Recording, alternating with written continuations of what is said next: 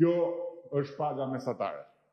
Paga mesatare e sektorit publik dhe privat bashk, pra paga mesatare në Republikën e Shqipërisë. Kjo do t'jetë paga mesatare.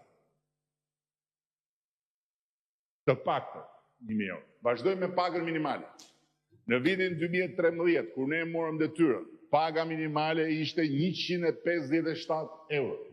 Sot, 2024, u mbyll me pagën minimale 400 euro dhe duke filluar nga janari 2026 me një vendim që do të merret pas zgjedhjeve, kur të bëhet edhe akti normativ i qershorit, paga minimale do të jetë 500 euro.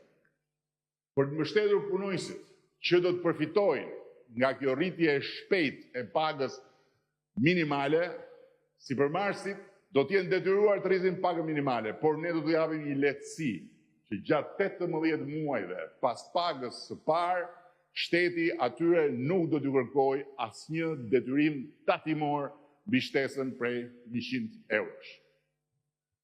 Kur morëm detyrën, prodhimi i brendshëm bruto, prodhimi i përgjithshëm kombëtar, gjithçka që prodhonte Shqipëria, ishte 9.6 miliardë euro.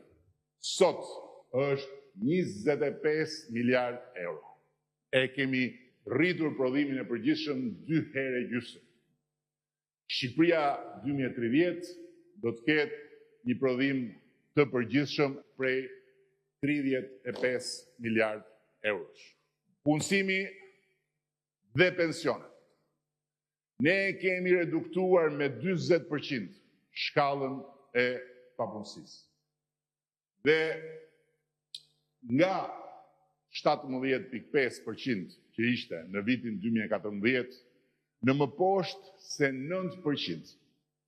Pra kemi arritur objektivin që papunësinë ta ulim në një shifrore. Dhe sot është 8.8 për qenë saktë.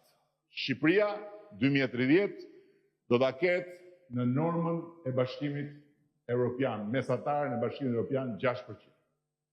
Tani shumë kush na e përmend atë 300.000 vende pune. Përgatituni t'i jepni përgjigje me shifrat në librin e të punësuarve, në regjistrin e të punësuarve të Republikës Shqipërisë. Kur ne morëm detyrën, Shqipëria kishte 1.023.000 të punësuar.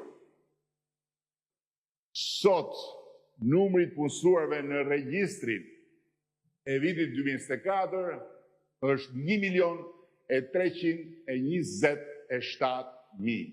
Pra nga 1.23 në 1.327. Janë apo nuk janë? Më shumë se 300.000 vende të reja pune? Kështu thot regjistri, kështu thon pagat që jepen, kështu thon të ardhurat që merren nga ato paga. Pensioni mesatar, kur ne morëm detyrën, ishte vetëm 86 euro. Ndërkohë që në 2024 u bën 175 euro. Këto shifra nuk na ndihmojnë as për të thënë që ne jemi relativisht të kënaqur, siç jemi me të gjitha të tjerat relativisht të kënaqur, por as për të dhënë një sens të atij që do të jetë mandati 4. Prandaj ambicia jonë është që në Shqipëri në 2030 pensioni mesatar jetë 400 euro për të gjithë ata që kanë paguar sigurime të plota. Ndërkohë që pensioni minimal për të gjithë të tjerët, ne do të synojmë që të shkojë në 200 euro. Pra, pavarësisht të gjitha të tjera.